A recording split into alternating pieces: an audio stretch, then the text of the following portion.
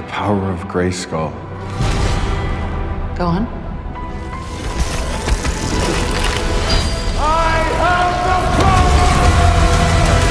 Masters of the Universe. So we all know that He-Man is a very popular character, and the Masters of the Universe is overall a very popular franchise. Surprisingly, MGM would make a live-action movie adaptation of Masters of the Universe that unsurprisingly features the He-Man character. Now when it comes to my thoughts about the franchise, while I wouldn't say that I'm a gigantic fan of it, I am still very familiar with it and the He-Man character and also the He-Man character. So now when it comes to my expectations for this movie, I will say that my expectations are quite mixed. Well, while I am not expecting this to be downright amazing, since this is a live-action movie adaptation of a cartoon, and in fact they never seem to have the best reputation, and not to mention that the fact that there was also a live-action movie of the franchise back in like the 80s, which I heard is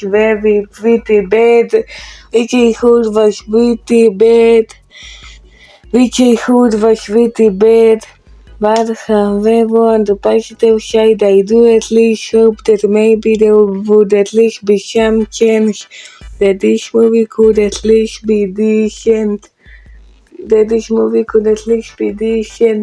And maybe even quite enjoyable. So now, and maybe even quite enjoyable or even good. So now that He-Man is back, but this time on the big screen, will this movie be the masterpiece of the universe, or will this movie be about as good as the live action, or will this movie be as bad as the live action reboot of it from the 80s? Well, let's find out. And also spoilers for anyone who has seen this movie. So now let's talk about the story. And when it comes to the story itself, it is exactly what you expect from a live-action adaptation of Masters of the Universe. Version being in 2026, where it's about Adam, aka He-Man, whom because of a woe in his original place, he had to go to Root and stay there for like 15 years until one day he finally manages to go back to his original place. But however, since they're Skeletor, they also have to defeat him in order to prevent destruction from his world. Seems the prodigal prince has returned. So now when it comes to the story, I want to say that one of the biggest problems about the story is that writing is not good at all, but it can make the film very predictable, and not to mention the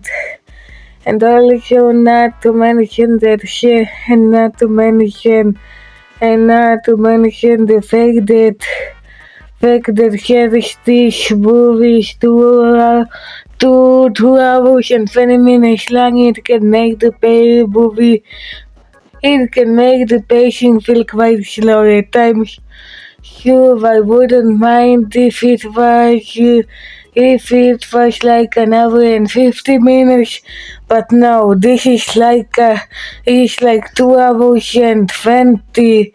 But no, this is literally like 2 hours and 20 minutes. But however, does that mean that everything about this stuff is downright completely to garbage? Well, actually, that relation she does have some entertainment. She does have some things that can be enjoyable. Well, spoiler alert. Well, spoiler alert. There was a scene in the movie where they literally play, and I say, hey, yeah, yeah. And since this is a human movie, I find it feel I feel like they put it on the purpose, and I mean that in like a very good way. But however, when it comes to the story itself, while I say that some parts of the movie may have the power,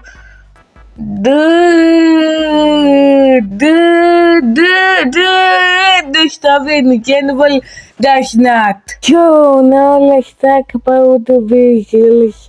And when it comes to the visuals, now even though I was quite hard on the writing, I say that one of if not the best parts about the movie. I say that visuals are amazing. In fact, I even go as far and say that they probably some of the best parts about the movie. So now let's start with the costumes of the characters where they actually look very convincing as if they like the characters but in live action. And also I like a big and also I like how much of a big canvas the world that Iman was born in, where the real world is rather like, well, your typical boring as real world. But however, then there was Iman's world, where there were a bunch of well, there were a lot of things. Well, there were a lot of. Well, there were a lot of fantastical things, such as medieval beings, a bunch of medieval theming, and even some robots, and also the and also I and also the overall palette of humans world is actually very good looking and can be quite colorful. And also I like to share and also by the way there's also the and also by the way there is also the CGI. It actually doesn't look bad. The fact actually looks quite good and actually looks quite good without looking like complete abominations. And also I like to share and also the special effects are also very good and not many and also and also the and also the film does have a bunch of action sequences where they have a very big highlight of the visuals and can look quite awesome. With visuals in a very great looking climax. And also and also by the way there are a lot of parts where humans actually has the power where he transforms into well the human we know, and it actually looks and it actually looks and it actually looks like a video sequence formation sequence.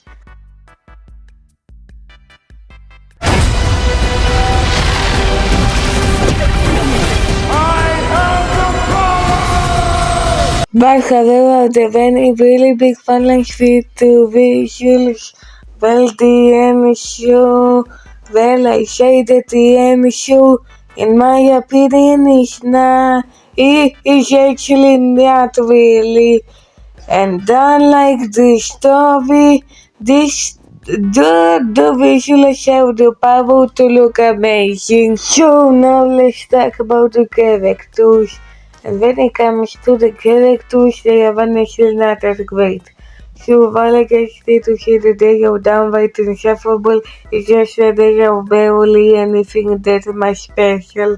So now let's start off with the main character of the movie, who is well Adam of a Sheik, who is Adam whom he was sent to root alone and was on the route for 15 years, but then he came back to his own home. But then he came back to his own home planet, and also spoiler alert, he doesn't really name himself human until like the final 10 or 5 minutes. So I'm gonna fight for it. and there is also the woman who's the one who took him and back to his home planet. Everything changed since you left. It's all gone. And there's also this black guy who has a robotic. And there's also this black guy who has a robotic armor. Take the sword. You protect them. And they showed the other characters. And they were also most of the other characters, such as the Green Tiger, who's the Green Tiger who can talk, and he's also a bit nervous, but however he ends up being like brave. And there was also this girl, though, and there was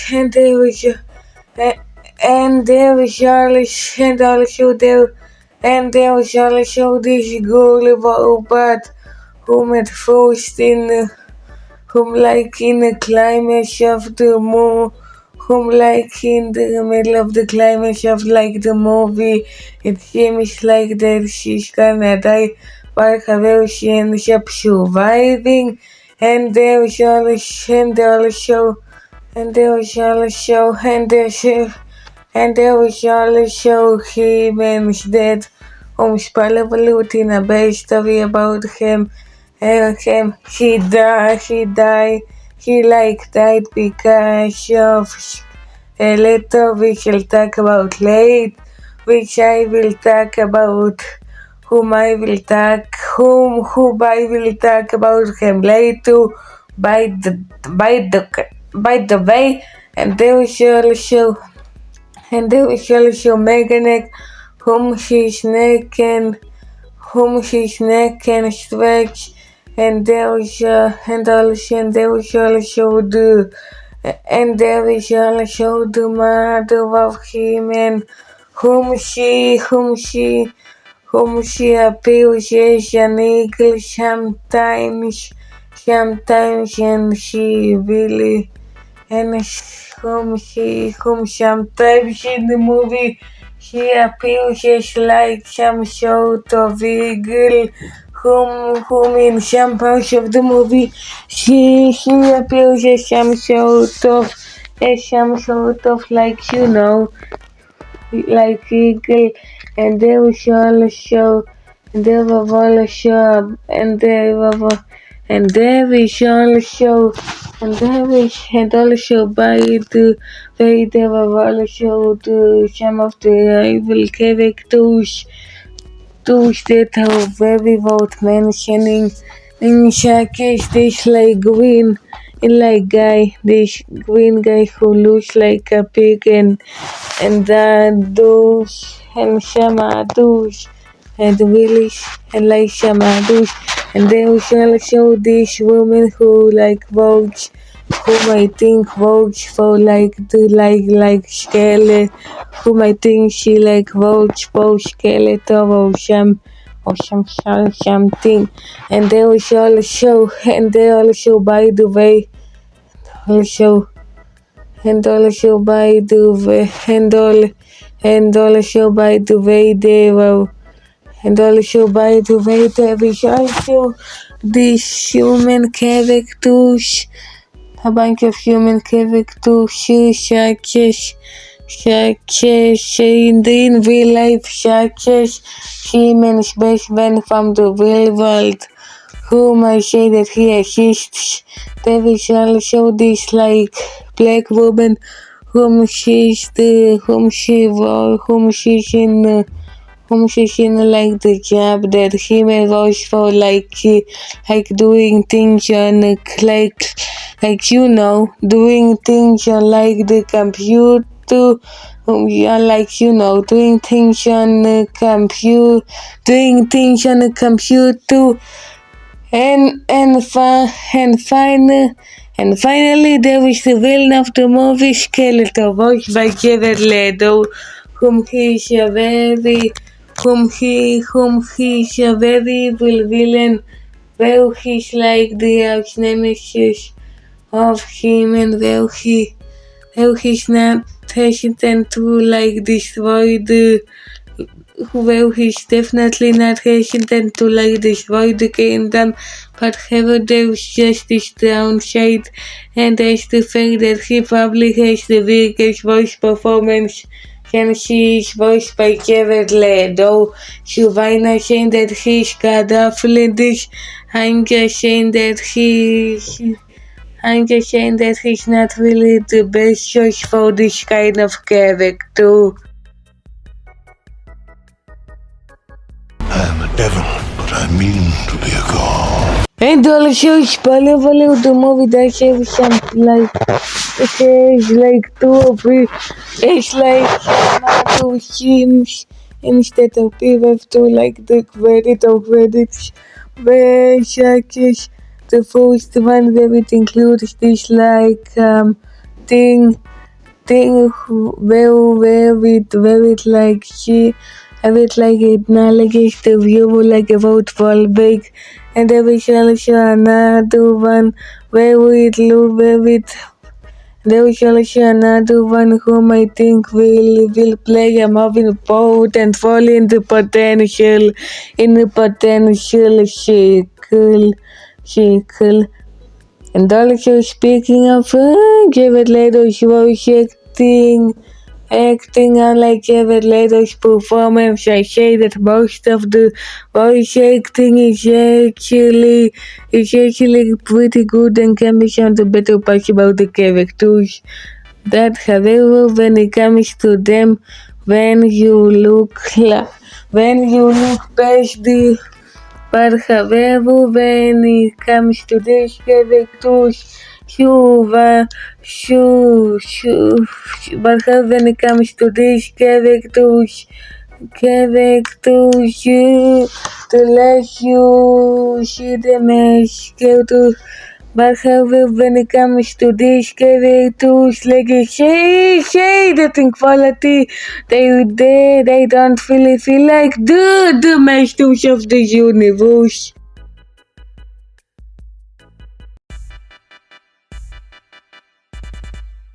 So now, as I said before, while I didn't respect this, so now as I said before, while I did, so now as I said before, even if I am not the biggest fan of Masters of the Universe, I did at least have hope for this movie, and that it could maybe even be at least quite enjoyable and that it would at least be enjoyable.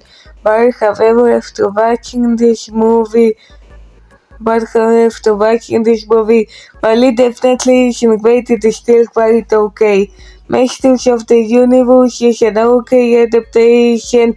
It will make have some things that will make have a bunch of problems such as the weak writing, such the weak, such as the sharper writing that leave a very weak story, mediocre characters, and the one-time that can be considered stupidly long for a movie like this.